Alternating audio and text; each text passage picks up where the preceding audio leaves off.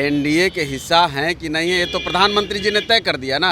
आप लोग मानते ये हैं एनडीए का जो बैठक हुआ था उसमें जो लोग एनडीए के हिस्सा हैं वही तो गए थे, तो इसमें कहाँ कोई विवाद है। पशुपति जी के मैंने बयानों को सुना नहीं है, देखा नहीं किस परिप्रेक्ष्य में उन्होंने क्या कहा है। अब उस पर तो हम बहुत टिप्पणी नहीं कर चुके, उनके प्रवक्ता हम हैं नहीं। प्रधानमंत्री जी ने मान लिया तो हम नहीं कैसे मानेंगे। नमस्कार, आप लाइव सिटीज़ देख रहे हैं और आपके साथ मैं हूं वसीम खान। दिल्ली में एनडीए की एक बड़ी बैठक बुलाई गई थी जिसमें चिराग पासवान को भी न्योता भेजा गया था और उसके बाद सब कुछ साफ हो गया। चिराग पासवान एनडीए के हिस्सा हो गए, मगर जिस तरीके से पशुपति कुमार पारस ने स्पष्ट रूप से कहा कि चिराग पासवान एनडीए के हिस्सा नहीं हैं, वहीं दूसरे तरफ हाजीपुर लोकसभा सीट को लेकर भी चिराग पासवान और केंद्रीय मंत्री पशुपति कुमार पारस एक दूसरे पर निशाना साध रहे हैं। उसके बाद एनडीए गठबंधन पर कई सवाल खड़े हो रहे हैं। हमारे साथ बातचीत करने के लिए हिंदुस्तानी अवाम मोर्चा सेक्युलर के राष्ट्रीय प्रवक्ता श्याम सुंदर सरन जी हैं, इनसे बात करेंगे। एनडीए में सब कुछ ठीक ठाक है ना? जिस तरीके से हाजीपुर लोकसभा सीट को लेकर के चिराग पासवान और केंद्रीय मंत्री पशुपति कुमार पारस आमने सामने दिखाई दे रहे हैं, कहा जा रहा है कि एनडीए एकजुट नहीं है। देखिए, राजनीति में ये चीज़ें चलती हैं, सब लोग अपनी भागीदारी अपनी हिस्सेदारी ज़्यादा से ज़्यादा चाहते हैं, लेकिन ये तय है कि एनडीए में हम सबों के इंजन नरेंद्र मोदी जी हैं और सबको उनके साथ चलना है। सब लोगों ने ये तय कर लिया है, तो हम कैसे बिहार में 40 की 40 सीटों को जीत करके नरेंद्र मोदी जी और एनडीए की झोली में डालें और देश में कैसे 400 पार करें, इस पर हम सब मिलकर के काम करेंगे। करिए कि लोभ की राजनीति कर रहे हैं आप लोग। लोकसभा सीट कौन कहाँ लड़ेगा उसके लिए भाग दौड़ है और कहीं ना कहीं सब अपने अपने लोभ में है। देखिए, जेडीयू की तरह लाचार तो सब लोग हैं नहीं ना। जेडीयू तो अब लाचारी की पॉलिटिक्स कर रही है।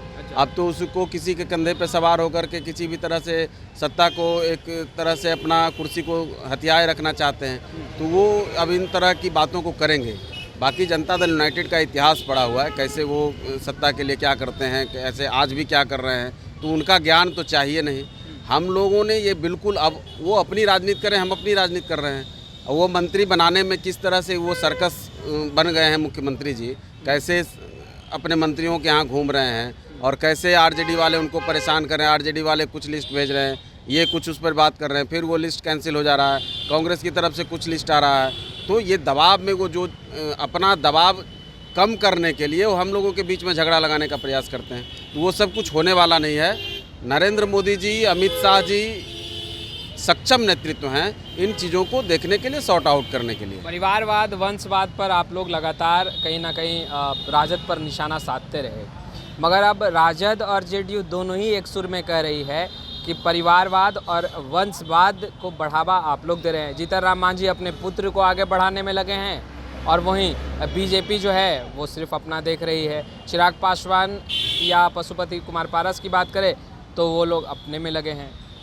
देखिए, जहाँ तक सवाल है अब एक वंशवाद की, तो उसका एक आप जो वो नैरेटिव गढ़ना चाहते हैं वो अलग है। सक्षम नेतृत्व अगर है, किसी के पिता के नेता होने के कारण उसका पुत्र राजनीति में नहीं आएगा, ऐसा कुछ तो है नहीं। लेकिन वो जो आ रहा है, जो राजनीति में प्रवेश चाह रहा है, वो किस रास्ते से आ रहा है और उसकी काबिलियत कैसी है, वो कितनी क्षमता रखता है, इस पर डिपेंड करता है ना।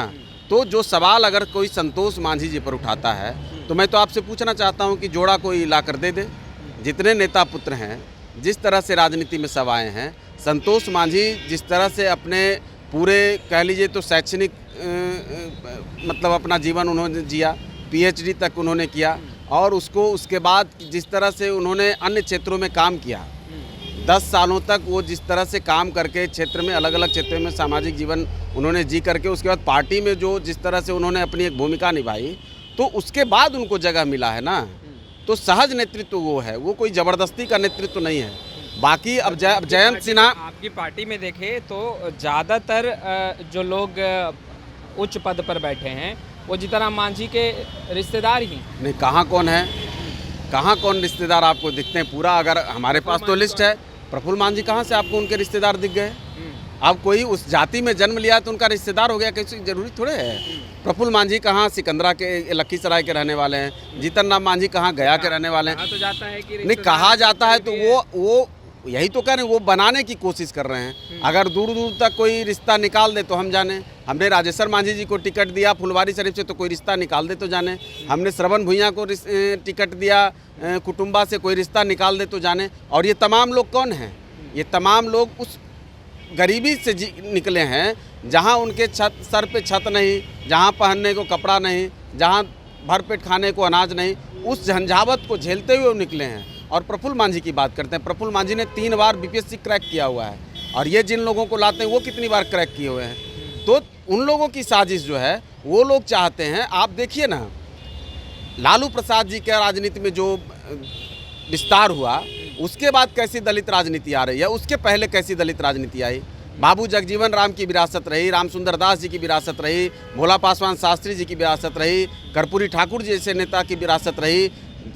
आप जीतन राम मांझी जी का स्तर देख लीजिए, रामविलास जी का स्तर देख लीजिए, इन तमाम लोगों का एक स्तर आप देखिए। और अब जो ये लोग जब से आए हैं तब से राजनीति में कैसे लोगों को लेकर के आ रहे हैं, कैसी राजनीति को ये परोसना चाहते हैं, वो आप देख लीजिए। अच्छा, तो आपको अंतर साफ दिखेगा। पासवान और पशुपति कुमार पारस में जो नोकझोंक चल रही है हाजीपुर लोकसभा सीट को लेकर, आपको नहीं लगता एनडीए गठबंधन पर सीधा का सीधा जो है वो असर बेशक पड़ेगा, क्योंकि साउंड जो है वो निगेटिव? कोई असर नहीं पड़ने वाला है, और ये कोई विवाद ही नहीं है।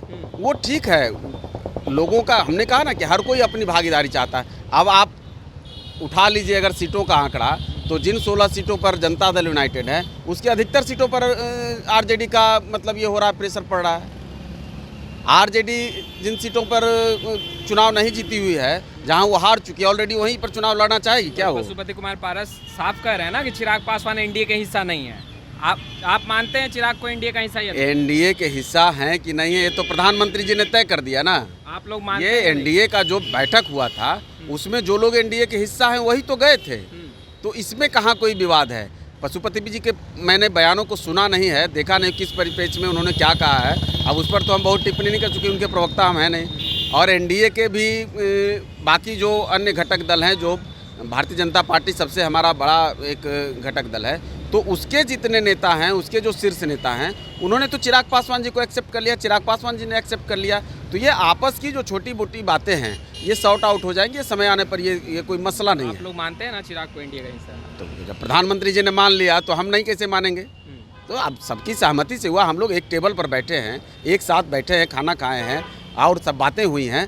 तो सब लोग, तो हम तो चाहते ही हैं कि वैसे तमाम लोग जो भी गरीब गुरबों की राजनीति करता है, जो अति पिछड़ा दलित वगैरह की जो राजनीति में एक मुखर आवाज़ बनकर उभरे हैं, जिनको ये दोनों भाइयों ने पिछले 90 के दशक से दबा कर रखने का प्रयास किया है, तो हम तो चाहते हैं सब लोग एक प्लेटफॉर्म पर आएँ। और अगर पशुपति जी के मन में भी कुछ है तो हम तो उनसे भी आह्वान करेंगे कि बड़ी लड़ाई है, और इस लड़ाई में सबको साथ लेकर के, सबको साथ अपना एक योगदान देकर के चलने की ज़रूरत है। छोटा मोटा अगर त्याग करना पड़े तो वो करना चाहिए, कोई बड़ी बात नहीं है। तो आपने सुना, राष्ट्रीय प्रवक्ता हैं हम के श्याम सुंदर शरण स्पष्ट रूप से कहते नजर आ रहे हैं कि छोटा मोटा अगर त्याग भी करना पड़े तो केंद्रीय मंत्री पशुपति कुमार पारस को समझना चाहिए, क्योंकि लड़ाई लंबी है। इस वीडियो में इतना ही, आपका बहुत बहुत शुक्रिया।